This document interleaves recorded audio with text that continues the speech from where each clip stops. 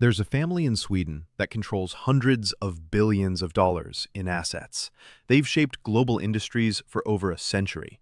They decide which companies succeed and which fail.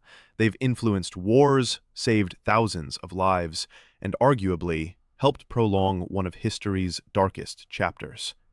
And yet, if you ask most people who they are, you'll get blank stares.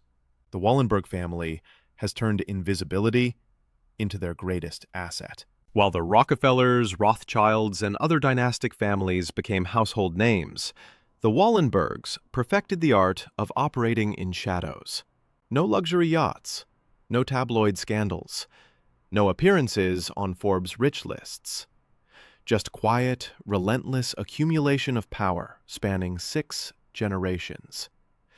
Their empire touches your life in ways you probably don't realize. If you've used an Ericsson phone, taken AstraZeneca medication, or flown on a plane with ABB technology, you've interacted with Wallenberg companies.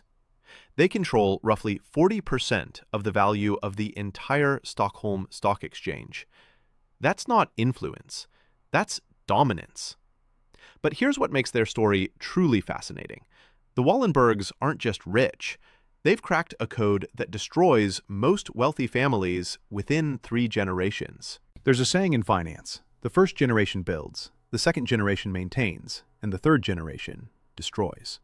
The Wallenbergs are now in their 6th generation, and they're stronger than ever. How? Through a structure so clever it borders on genius. By hiding most of their wealth in foundations, they've made it essentially untouchable by taxes, divorce, or reckless heirs. The family doesn't own the companies. The foundations do, and the family controls the foundations. But this story isn't just about financial engineering. It's about moral compromises made in pursuit of power. During World War II, the Wallenbergs did business with Nazi Germany, while simultaneously plotting Hitler's overthrow and saving thousands of Jewish lives. They banked for both sides, profited from both sides, and emerged from the war stronger than they entered it. So who are the Wallenbergs, really? How did a Swedish naval officer with a book about banking create a dynasty that quietly runs one of the world's most advanced economies? And what does their story teach us about power, wealth, and the choices people make when survival conflicts with morality? This is the story of the family that built an empire by refusing to be seen. The Wallenberg story begins in the mid-1800s with a Sweden that barely resembles the prosperous nation we know today. This was a country full of potential but desperately short on capital. Sweden had resources, had intelligent people, had ideas, but it had no efficient way to turn those assets into growth because it lacked a functioning private banking system. If you needed a loan in Stockholm during this period, you had one option: the central bank. There was no competition, no innovation in financing, no alternative sources of capital. For an economy trying to industrialize, this was crippling. It's like trying to build a modern city, but only having one construction company that can work at a glacial pace. Enter André Oscar Wallenberg, a young naval officer who just returned from the United States. André had seen how American banks operated, how they pooled savings from ordinary people and lent those funds to entrepreneurs and businesses. He'd been inspired by a book, literally a manual on how to start a bank. And he had an idea that would change Sweden forever. In 1856, André founded Stockholms and Skilda Bank, Sweden's first private bank. The model was simple but revolutionary for Sweden.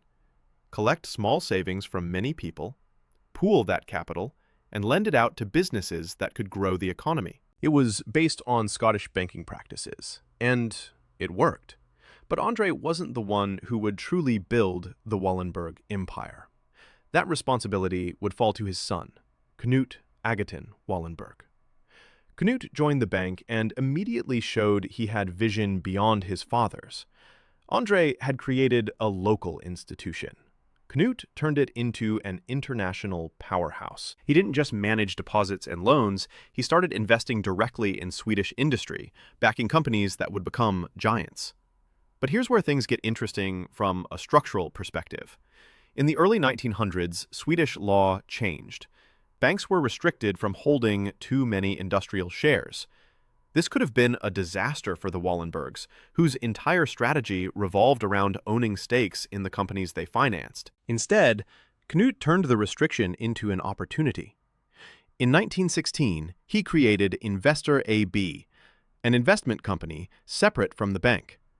The bank would handle deposits and loans. Investor AB would hold the industrial shares.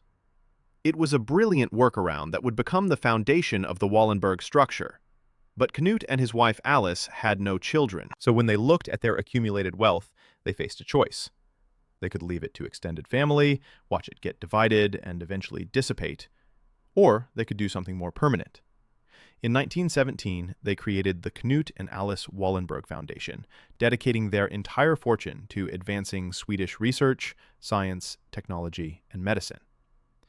This wasn't just philanthropy. It was strategic. By putting wealth into a foundation, they ensured it would remain concentrated, controlled, and working toward long-term goals rather than short-term consumption. This decision, which seemed generous at the time, would become the template for how the Wallenberg family would protect and grow its wealth for the next century.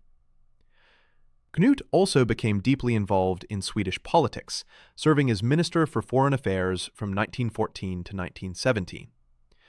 But with his attention divided, the responsibility for the family business passed to his half-brother, Marcus Wallenberg Sr.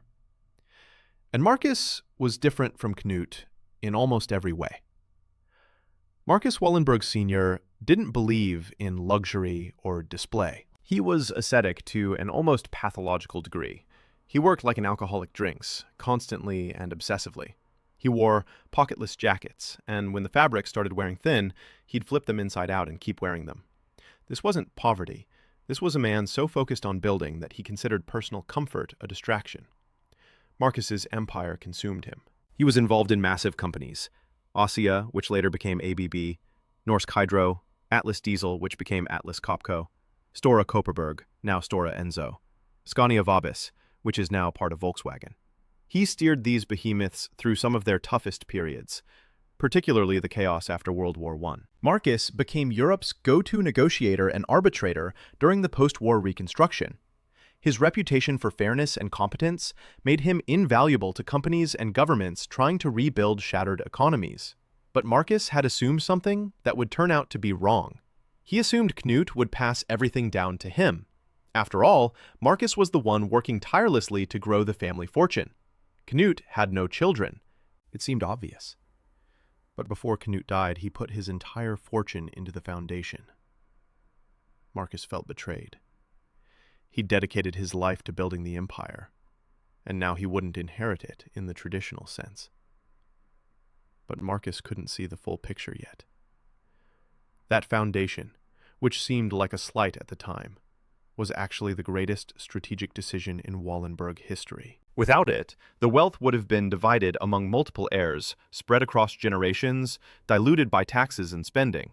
The foundation kept it concentrated, protected, and powerful. Marcus would come to understand this, but by the time he did, a new threat was emerging that would test the Wallenberg family in ways they'd never faced before. World War II was coming, and the Wallenbergs were about to play one of the most morally complex roles of any family in European history. Marcus Wallenberg Sr. had two sons, Jacob and Marcus Wallenberg Jr., often called Dada. These two men would guide the family through the Second World War, and their decisions during that period remain controversial to this day. Jacob Wallenberg joined Stockholm's Enskilda Bank in 1918. He climbed rapidly, becoming Vice CEO by 1920 and CEO by 1927. He held that position for 19 years, guiding the bank through the Great Depression and the war. But what Jacob didn't know yet was how deeply the family would become entangled in the conflict. When war broke out, Sweden declared neutrality. But neutrality didn't mean non-participation. It meant doing business with both sides. And the Wallenbergs took this to an extreme. Jacob became one of Sweden's main trade representatives to Nazi Germany. Meanwhile, his younger brother, Dada, worked with the Allies. On the surface, this looked like a family hedging its bets, but the reality was darker and more complicated. Stockholm's Enskilda Bank was one of the neutral institutions that cooperated with Nazi Germany. It's been alleged that the bank helped launder looted assets from occupied territories, including assets stolen from Jewish victims. The bank facilitated transactions that helped fuel both sides of the war. Jacob personally handled the exchange of goods between Sweden and Germany. On paper, this was a neutral commercial relationship. But beneath the surface, the Wallenbergs were playing a dangerous game. Here's where it gets truly bizarre.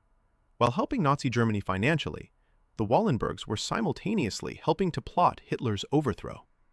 The German resistance movement, led by a group called the Schwarze Kapelle, was determined to overthrow the Nazi regime.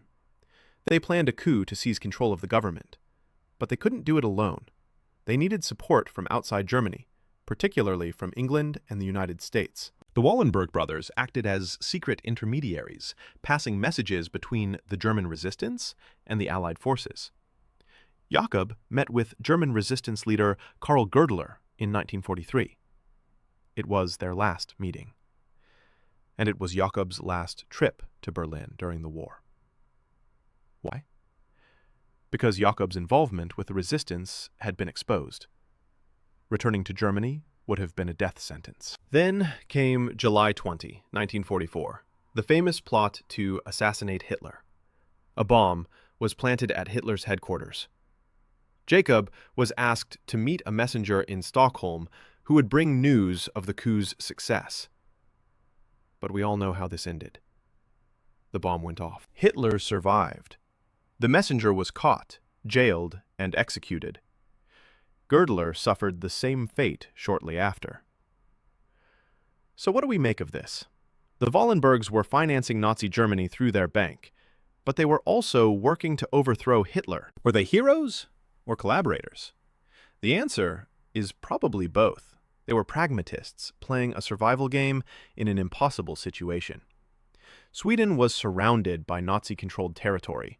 Refusing to do business with Germany could have led to invasion, but pure cooperation would have been morally indefensible and strategically foolish if Germany lost. So they hedged. They cooperated enough to stay safe, but plotted resistance in case the Allies won. It was cold, calculated, and deeply cynical. But it worked. And there's one more Wallenberg who played a very different role during the war. Raoul Wallenberg. While Jacob was negotiating with Nazis and resistance fighters, his nephew Raoul was on an entirely different mission. In 1944, Hungary's 700,000 Jews were being deported to extermination camps. Raoul was sent to Budapest with an extraordinary assignment: stop the atrocities. And he did. Raoul forged passports declaring Jewish individuals under Swedish protection. He pulled thousands of people from Nazi death trains. He intercepted Jews being forced into death marches and rescued them in broad daylight. In the final days of the war, when Nazis prepared to annihilate 70,000 Jews remaining in the Budapest central ghetto, Raoul stepped in. He negotiated, threatened, and somehow stopped the slaughter. Raoul Wallenberg is credited with saving tens of thousands of lives. He was fearless, resourceful, and genuinely heroic, in ways his family's business dealings were not. But his story has a tragic ending that haunts the Wallenberg family to this day. When the war ended, the Wallenbergs expected to simply resume business as usual. They'd navigated the conflict, maintained their wealth, and emerged with their empire intact. But the world wasn't done with them yet. American troops uncovered documents at Stuttgart that exposed something the Wallenbergs had hoped would remain hidden. The records showed that Stockholm's Enskilda Bank had a relationship with Bosch, a major German company, specifically designed to help the Nazis hide assets. The discovery was explosive. In 1945, U.S. Treasury officials blacklisted the Wallenberg brothers, labeling them special blocked nationals. It was the financial equivalent of being put in a penalty box, except the stakes were global trust and access to international markets. Back in Sweden, people began asking uncomfortable questions. What else had the family been hiding? Their reputation was shattered. Their prestige was gone, at least temporarily. But while this scandal brewed, something far more personal and heartbreaking was happening. The disappearance of Raoul Wallenberg. In 1945, as Soviet forces entered Budapest, Raoul was taken into custody. The Soviets accused him of being a spy, and then he vanished. For years, the Soviet Union denied knowing what happened to him. Decades later, they claimed he'd died of a heart attack in 1947, at just 35 years old. But nobody has ever confirmed this. To this day, Raoul Wallenberg's fate remains a mystery. And here's where the story gets truly disturbing. The Wallenberg family did almost nothing to help him. After the war, the Wallenbergs were focused on rebuilding their business empire, and surprisingly, this included dealings with the Soviets. They were planning to loan Stalin's regime $250 million. Think about that. The family had a member who'd saved tens of thousands of lives, who was being held by the Soviets under false charges. And instead of using their influence to demand his release, they were negotiating business deals with his captors. Could the Wallenbergs have pressured the Soviets? Could they have used their financial leverage to advocate for Raoul's freedom? We'll never know. But the fact that they prioritized business relationships over family suggests a cold calculation that's hard to reconcile with the heroic image some parts of the family projected. The Swedish government didn't help either. They stayed silent, unwilling to anger the Soviets during the early Cold War. A man who saved thousands of lives was abandoned by the very people who could have saved him. It's a tragic stain on the Wallenberg legacy that no amount of philanthropic work can quite erase. By 1946, Jacob Wallenberg had had enough. He guided the family through the war, weathered the scandals, and secured their position. He stepped down as CEO of Stockholm's Enskilda Bank, and the responsibility passed to his younger brother, Marcus Dada Wallenberg Jr. And Dottie was about to take the family to heights even his predecessors hadn't imagined. Marcus Wallenberg Jr. was hands-on in ways that redefined what it meant to run a business empire. He turned Atlas Diesel into Atlas Copco, transforming it into a global industrial giant. He played a major role in developing Sweden's Saab fighter jets, positioning the country as a credible military manufacturer despite its small size. He managed tricky trade deals during and after the war, keeping Swedish industry competitive in a rapidly changing global economy. Dottie remained at the center of every major decision for 50 years, from the 1930s until his death in 1982. But that kind of sustained pressure takes a toll, and the weight of the family legacy was crushing. Dada had two sons, Mark Wallenberg Jr. and Peter Wallenberg. Between the two, Mark was the obvious heir. He'd been groomed from childhood for the role. His education, his career path, everything was designed to prepare him for leading the family empire. In 1971, Mark orchestrated the merger of two major Swedish banks, Skandinaviska Banken and Stockholm's Enskilda Bank, creating the modern form of SEB we know today. It was a massive achievement, exactly what the family needed. But the pressure was relentless. Everyone expected Mark to succeed. The legacy, the empire, the family name, all of it rested on his shoulders. And in 1971, at just 47 years old, Mark Wallenberg took his own life. It was devastating. A heartbreaking loss that sent shockwaves through the family and Swedish business circles. Mark had everything: wealth, position, a clear path forward. But the burden of expectation proved too much. His death left a void, and suddenly the responsibility fell to someone nobody had expected would ever lead the family. His brother, Peter. Peter Wallenberg had taken a different path. He hadn't wanted to follow the traditional family route. Instead, he'd started at the ground floor of Atlas Copco in Africa, working his way up, building his own career far from Stockholm and the family spotlight. His relationship with his father had been strained. Peter knew he had to forge his own future, away from the suffocating expectations that had destroyed his brother. But with Mark's death, the family needed him. And though Peter wasn't the chosen one, though many doubted he was the right fit, he stepped up. When his father died in 1982, Peter became head of the family business, and nobody thought he could do it. There was widespread doubt about his ability to lead. Peter proved them all wrong. Over the following decades, Peter didn't just manage the business. He transformed it. He pushed through major restructurings. He bought back shares in Atlas Copco and Stora Kopparberg from Volvo, consolidating the family's control. He launched Patricia Industries, which became a crucial part of Investor AB. Peter's leadership took the Wallenberg empire global in ways even his predecessors hadn't achieved.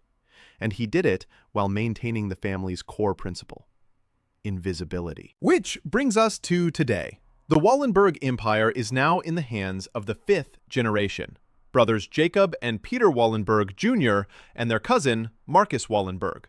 And the numbers are staggering. According to the Financial Times, the Wallenberg business empire is valued at approximately $250 billion. To put that in perspective, that's comparable to Elon Musk's wealth. But unlike Musk, you'll never hear about the Wallenbergs on the news. Why? Because most of their wealth is hidden in foundations. The foundations hold more than $30 billion in direct assets. They also have major stakes in publicly listed companies, which together are worth over $660 billion. This clever structure helps them avoid inheritance taxes and ensures no single family member can drain the wealth for personal gain. This is why you'll never see the Wallenbergs on Sweden's rich lists. The wealth is there, but it's locked away, managed through foundations the family controls, but doesn't technically own. Their control over Sweden's economy is unmatched in Europe. As one historian who wrote extensively about the family put it, every government, whether left or right, knows they must work with the Wallenbergs. It's what's best for Sweden. Think about that statement. It's not hyperbole. The Wallenbergs control roughly 40% of the value of the Stockholm Stock Exchange. They have major stakes in companies like Ericsson, AstraZeneca, ABB, Saab, Electrolux, and dozens of others. If you wanted to significantly change Swedish economic policy, you'd have to work with or around the Wallenbergs. And working around them is nearly impossible because they're embedded in so many sectors. This is power in its purest form. Not flashy, not loud, but absolute. And here's what makes it truly remarkable. They've sustained this across 6 generations. There's a concept in wealth management called the curse of the third generation. The idea is that the first generation builds the wealth. The second generation maintains it, but the third generation destroys it through incompetence or excess. The Wallenbergs have obliterated that curse. How? First, through structure. The foundation system prevents wealth from being divided among heirs or squandered by one reckless family member. The money stays concentrated and working. Second, through values. The family has a motto in Latin, esse non videre, which means to be, not to seem. They don't seek fame or recognition. They focus on substance over appearance. They rarely give interviews. When they do, it's always about business, their institutions, or their philanthropy. Never about their personal lives. Never about politics. They keep their private affairs completely separate from their public roles. Third, through active involvement. The Wallenbergs aren't passive inheritors collecting dividends. Jacob, Marcus, and Peter, now in their late 60s, still run the empire. They're preparing the 6th generation to take over when the time comes, but they haven't stepped back yet. They attend board meetings, make strategic decisions, mentor younger family members. They work, and because they work, they maintain the competence that wealth alone can't guarantee.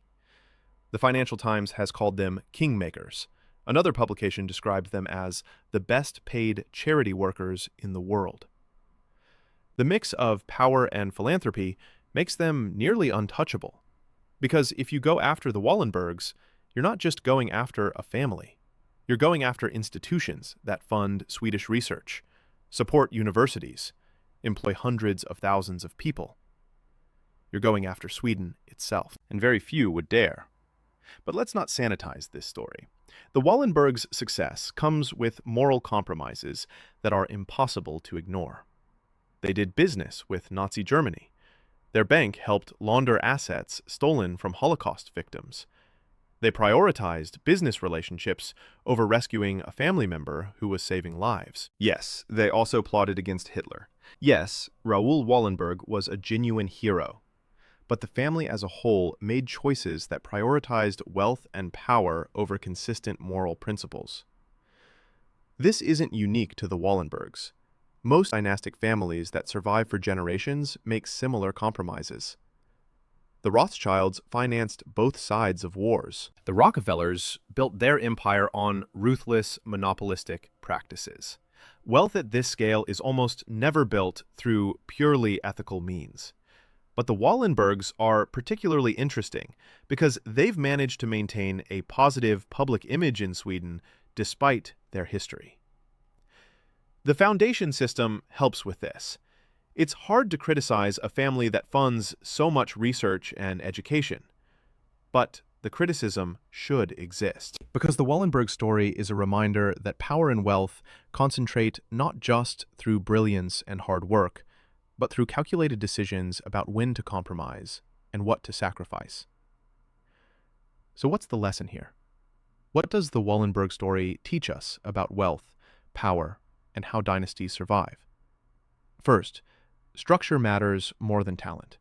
The Wallenbergs have certainly had capable leaders in each generation, but their success comes primarily from the foundation system that protects wealth from being divided or squandered. Most wealthy families fail because inheritance laws and family dynamics tear the wealth apart. The Wallenbergs solve this problem structurally. Second, invisibility is power. In an age where wealth often comes with scrutiny, criticism, and political attacks, the Wallenbergs have thrived by refusing to be visible targets. They don't appear on rich lists, they don't give controversial interviews, they don't become symbols people can rally against.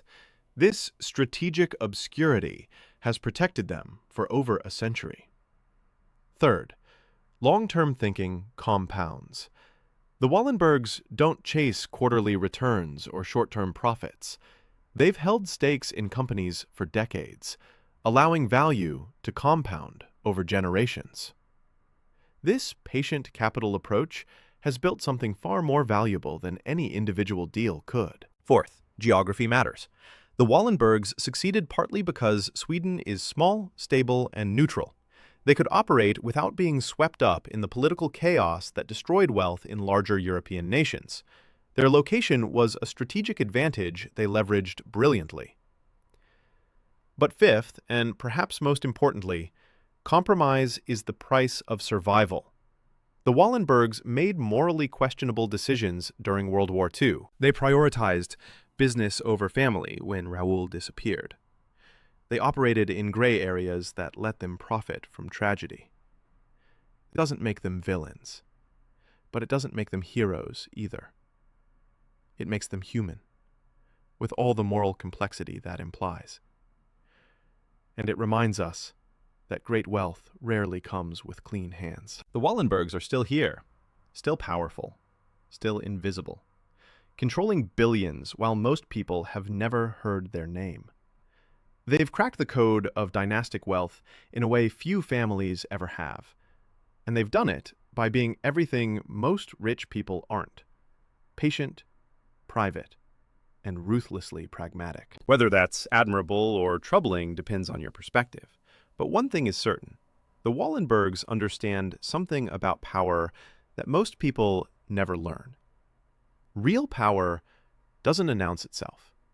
It doesn't seek recognition. It simply exists, quiet and absolute, shaping the world from shadows most people never notice. And if you didn't know the Wallenberg story before today, that's exactly how they wanted it. Because the greatest power is the power nobody knows you have. And the Wallenbergs have been wielding that power for over 150 years. History has the answers.